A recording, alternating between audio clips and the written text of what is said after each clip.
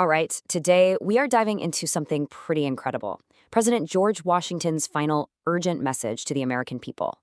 Think of it as part warning, part instruction manual, and it really did set the course for a whole new nation. Seriously, think about that for a second. That's a heavy question, right? Well, back in 1796, George Washington was in that exact position as he was getting ready to leave the presidency. And his answer? Wow, it would echo for centuries.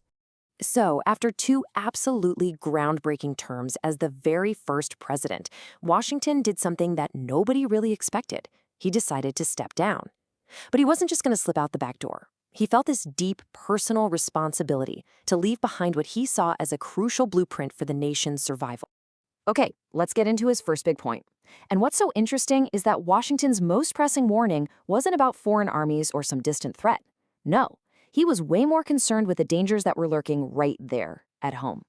For Washington, unity wasn't just a nice idea, it was literally the foundation for everything else.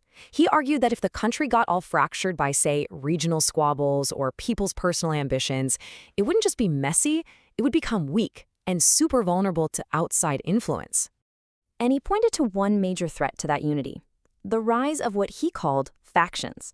Now, today we just call them political parties. And this wasn't some abstract fear he had. The guy had a front row seat to the bitter fights between his own cabinet members, like Alexander Hamilton and Thomas Jefferson.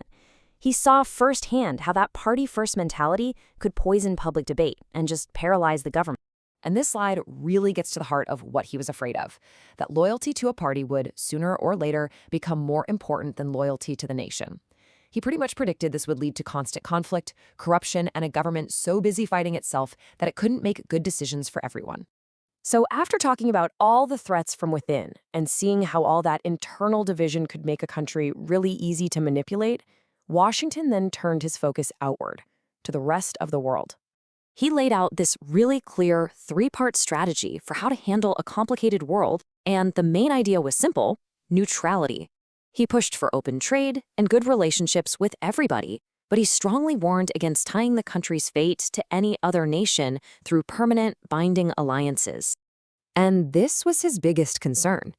Getting tangled up in other countries' problems wasn't just a distraction. He saw it as a direct threat to America's own hard-won freedom and independence. But, this whole address wasn't just a list of warnings. It wasn't all doom and gloom. On top of telling the country what to avoid, Washington also laid out the foundational values he believed were absolutely essential for the republic to actually thrive and stay out of trouble. He argued that a government by the people can only really succeed if the people themselves are virtuous, informed, and committed to the rule of law.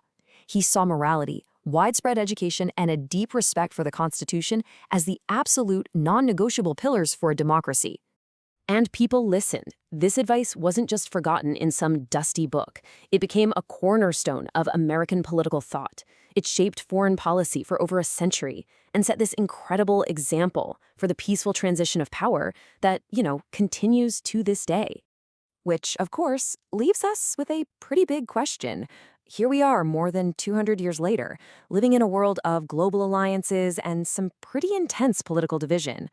How does Washington's advice from the 18th century hold up? That's definitely something we're thinking about.